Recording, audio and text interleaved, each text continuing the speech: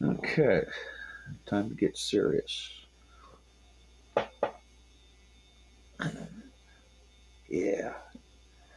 So on page 60, it says, being convinced we're now at step three. Convinced of what? A, B, and C. The which is great because I now have a God of my own understanding. And so now I get to be at step three, which is yes, I did it. But then there's all this stuff before it gets on to page 63 where it says again, we are now at step three. And it's like, wait, is there a step 3A and a step 3B? No. To summarize page 60, the bottom is 60, 61, and 62. This is just the Cliff Note version. So, I've been selfish, I've been self centered, and everything's been run on my own self will. So, when we get out of the way, we'll let God take a shot at this because I keep screwing shit up. And at the top of page 63, it says, when we sincerely took such a position, right, where we're going to get out of the way, when we sincerely took that position, you're making a contract. God, I'm going to get out of the way and let you be in charge. And I'm going to let you run the show. Again, my job is just to suit up, to show up, and participate in my own recovery. Then we get the third step prayer, where it says we are now at step three. Many of us said to our Maker, as we understood him, so this is the one that you came up with that Swiss cheese up in there. God, I offer myself to thee to build with me and do with me as you will. Okay? God, I'm giving me to you.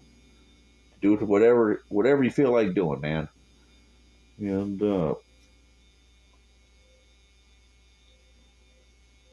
says, relieve me of the bondage of self, that I may better do your will. Because in a part of any contract, like I just said, this was a contract. God, I'm expecting you to do this. If I do this. So I'm giving myself to you to build with me however you want. I'm expecting him to relieve me of bondage of self if I fulfill my end of the contract. So that I can better do your will. Take away my difficulties. Now that's a biggie. God, take away my difficulties, so that victory over them may bear witness to those I would help of thy power and thy love and thy way of life. Well, that's the work on my end. If I'm going to bear witness, I've actually got to do something, right, to be witnessed. In other words, God, I'm giving myself to you so that you can shine through me to others, to reach out to others, to help others, in whatever form that'll take.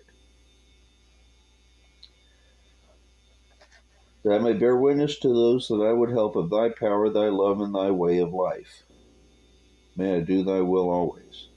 Then the funny part says, we thought well before taking this step, making sure we are ready and that we could at last abandon ourselves utterly to him. Well, I just did it. So, it's funny because it says, do this, then think about it, right? Because if I thought about it first, am I ready, to do all this? I'll never be ready. I'll never say, yes, I'm ready to do all this. Because I'm still selfish and self-centered. I mean, I just got to the third step. But if we put in front of the third step, am I willing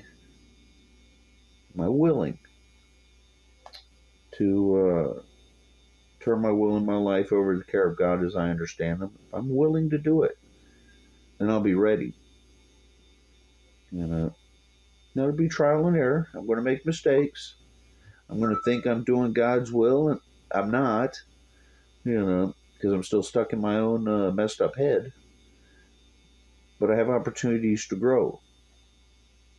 It talks later on how, I'll get these divine inspirations these intuitive thoughts and actions where, it's like, okay, you know, I'm doing God's will, and I'm pretty sure of it, this time, and which is good, and I'll come to rely on Him.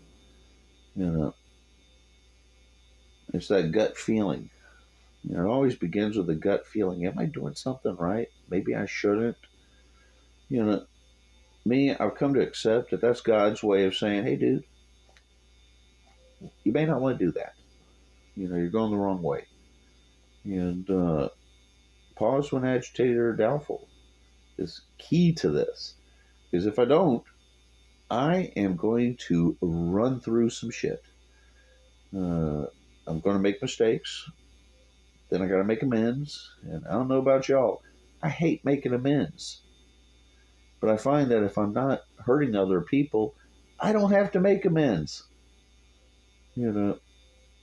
But after a lifetime of hurting other people, and I'm a people too, so I'm hurting myself, that, that's not always easy. And so I got to keep practicing. And I got to keep practicing. But after a while, I'll come to rely on it, and it'll become easier for me. And I would imagine that this is part of chasing sobriety. So don't think about it. If you're ready, you'll never be ready. Be willing, and then you'll be ready.